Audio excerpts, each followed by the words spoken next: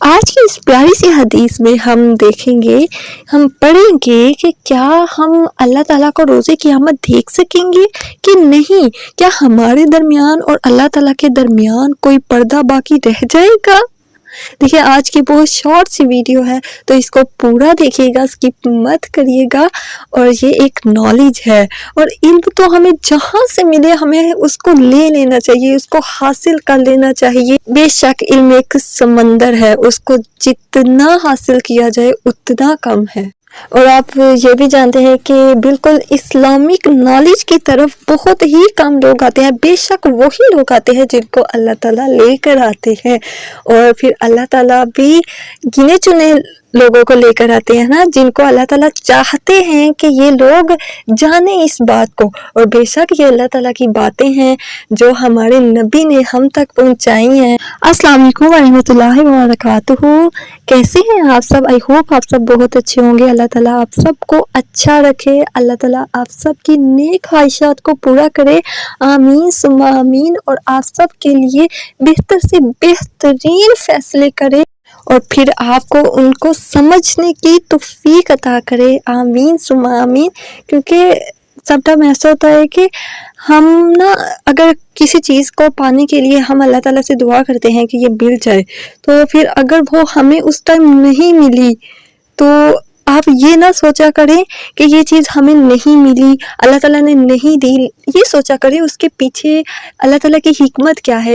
ہمیشہ اللہ تعالیٰ، آپ کو پتہ ہے اللہ تعالیٰ ہم سے بہت زیادہ محبت کرتے ہیں، وہ ہمارے لیے، ہم جو ہے نا، ہماری ماں جو ہوتی ہے وہ ہمارے لیے بہتر سوچتی ہے، اور اللہ تعالیٰ تو ہماری 70 ماؤں سے زیادہ محبت کرتے ہیں نا، تو پھر وہ ہمارے لیے بہترین سوچتے ہیں۔ اگر ہمیں وہ چیز نہیں نہ ملی تو ہمارے لیے اس کے پیچھے کوئی حکمت ہے، اللہ تعالیٰ نے رکھی ہوئی ہے، تو اللہ تعالیٰ نے ہمارے لیے بہترین سوچا ہے۔ تو ہمیں وہ کہتے ہیں نا کہ آپ نے اگر ایک تارے کی خواہش کی ہے تو کیا ہوا، آپ کو ایک تارا نہیں ملا، ہو سکتا ہے تمہاری قسمت میں چاند لکھا ہو۔ اور پھر کہتے ہیں کہ اگر تمہاری چاند بھی نہیں اگر تمہیں ملا تو پھر کیا، تم کیوں روتے ہو اس بات کے کہ نہیں ملا؟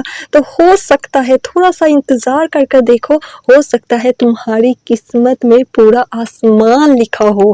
تو صبر کیا کرو، اگر دعا کرتے ہو تو پھر پورا یقین رکھا کرو کہ میرا اللہ مجھے دے گا، ضرور دے گا۔ اگر آپ اچھا سوچو گے تو اچھا ہی ہوگا، کیونکہ اللہ تعالیٰ کہتے ہیں کہ میں اپنے بندے کو اس کے گمان کے مطابق دیتا ہوں، کہ جب میرا بندہ مجھ سے مانگتا ہے نا، میں اس کو نہ دوں تو مجھے شرم آتی ہے۔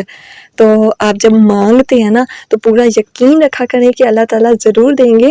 تو تھوڑی دیر ہو سکتی ہے لیکن ملتا ضرور ہے، صبر بس کرے اللہ، کیوں آئی نو صبر کرنا تھوڑا مشکل ہے، تو بس دعا کیا کرے اپنے لیے بھی، میرے لیے بھی، کہ اللہ تعالیٰ ہم سب کو صبر کرنے کی توفیق عطا کرے، کیونکہ انسان بہت جلد باز ہے، اس کو جلدی غصہ آ جاتا ہے۔ تو اللہ تعالیٰ ہم سب کو صبر کرنے کی توفیق عطا کرے، ایسا صبر عطا کرے کہ ہم اللہ تعالیٰ سے راضی ہو جائیں اور اللہ تعالیٰ ہم سے راضی ہو جائیں۔ اور اگر کوئی چیز ہمیں نہیں مل رہی تو ہم آسمان کی طرف منہ کر کے ہاتھ اٹھا کر اللہ تعالیٰ سے یہ کہیں کہ یا اللہ تو ایسے راضی ہے تو میں راضی ہوں، آمین ثم آمین۔ اب ویڈیو زیادہ لمبی نہیں کروں گی، آئی نو آپ لانگ ویڈیو نہیں دیکھتے، تو اسی لیے میں چھوٹی سی ویڈیو میں سب کلیئر کروں گی۔ یہ ہمارا ٹاپک تھا کہ کیا ہم روزے قیامت اللہ تعالیٰ کو دیکھ سکیں گے کہ نہیں۔ یہ صحیح بخاری کی حدیث میں آتا ہے کہ کچھ صحابہ رضی اللہ تعالیٰ عنہ نے رسول کریم صلی اللہ علیہ وسلم کے زمانے میں آپ صلی اللہ علیہ وسلم سے پوچھا، یا رسول اللہ، کیا قیامت کے دن ہم اپنے رب کو دیکھ سکیں گے؟ آپ صلی اللہ علیہ وسلم نے فرمایا کہ ہاں، کیا سورج کو دوپہر کے وقت دیکھنے میں تمہیں کوئی دشواری ہوتی ہے جبکہ اس پر بادل بھی نہ ہو؟ صحابہ رضی اللہ عنہ نے عرض کیا کہ نہیں۔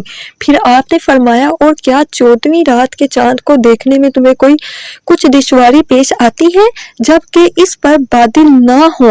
صحابہ رضی اللہ عنہ نے عرض کیا کہ نہیں۔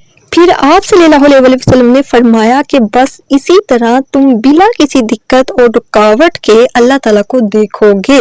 قیامت کے دن ایک منادی ندا کرے گا کہ ہر امت اپنے جھوٹے معبودوں کے ساتھ حاضر ہو جائے۔ اس وقت اللہ تعالیٰ کے سوا جتنے بھی بتوں اور پتھروں کی پوجا ہوتی تھی سب کو جہنم میں جھونک دیا جائے گا۔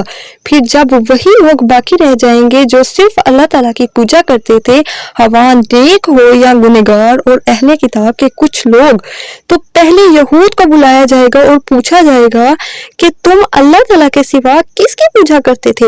وہ عرض کریں گے کہ عزیز ابن اللہ کی۔ اللہ تعالیٰ ان سے فرمائے گا لیکن تم جھوٹے تھے، اللہ نے نہ کسی کو اپنی بیوی بنایا اور نہ بیٹا، اب تم کیا چاہتے ہو؟ وہ کہیں گے ہمارے رب ہم پیاسے ہیں، ہمیں پانی پلا دیں۔ انہیں اشارہ کیا جائے گا کیا ادھر نہیں چلتے؟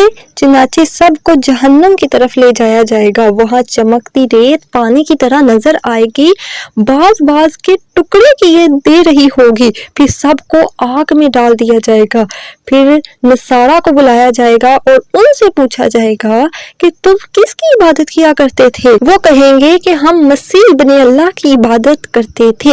ان سے بھی کہا جائے گا کہ تم جھوٹے تھے، اللہ نے کسی کو بیوی اور بیٹا نہیں بنایا۔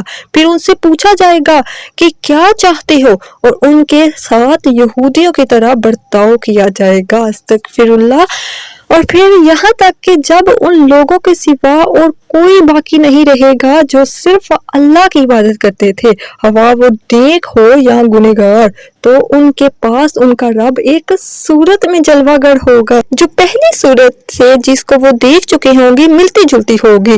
یہ وہ صورت نہ ہوگی۔ اب ان سے کہا جائے گا اب تمہیں کس کا انتظار ہے؟ ہر امت اپنے معبودوں کو ساتھ لے کر تو چلی گئی۔ وہ جواب دیں گے کہ ہم دنیا میں سب لوگوں سے جنہوں نے کفر کیا تھا جدا ہوئے تھے، ہم ان میں سے زیادہ محتاج تھے، پھر بھی ہم نے اس کا ساتھ نہیں دیا، اور اب ہمیں اپنے سچے رب کا انتظار ہے جس کی ہم دنیاوی عبادت کرتے تھے۔ اللہ تعالیٰ فرمائے گا کہ تمہارا رب میں ہوں، اور اس پر تمام مسلمان بول اٹھیں گے کہ ہم اپنے رب کے ساتھ کسی کو شریک نہیں ٹھہراتے۔ 2 یا 3 مرتبہ یوں کہیں گے ہم اللہ تعالیٰ کے سوا کسی کو شریک کرنے والے نہیں ہیں۔ ماشاءاللہ کتنی پیاری حدیث ہے، اور اس میں کتنا پیارا کہ اللہ تعالیٰ کافروں کے سامنے کسی اور صورت میں جلوہ گر ہوں گے، اور پھر جب آخر میں نیک بندے رہ جائیں گے جو صرف اللہ تعالیٰ کی عبادت کرتے تھے، ہوا وہ نیک ہو یا برے جیسے بھی ان کے اعمال تھے، اللہ تعالیٰ ان کے سامنے پھر اپنی اصل صورت میں آئیں گے جو پہلی صورت سے تھوڑی ملتی جلتی ہوگی، اور پھر کہیں گے کہ لو میں ہی تمہارا رب ہوں۔ کتنا پیارا وہ دن ہوگا۔ تو دعا کیا کرے کہ ہم نیک لوگوں میں شامل ہوں، اور پھر اللہ تعالیٰ ہمارے سامنے بھی جلوہ گر ہو اور کہیں کہ میں ہی تمہارا رب ہوں، تم ہی میری پوجا ہی کرتے تھے تم۔ تب تک مجھے اپنی پیاری پیاری دعا میں یاد رکھیے گا اور اپنا خوب سارا خیال رکھیے گا۔ اللہ حافظ۔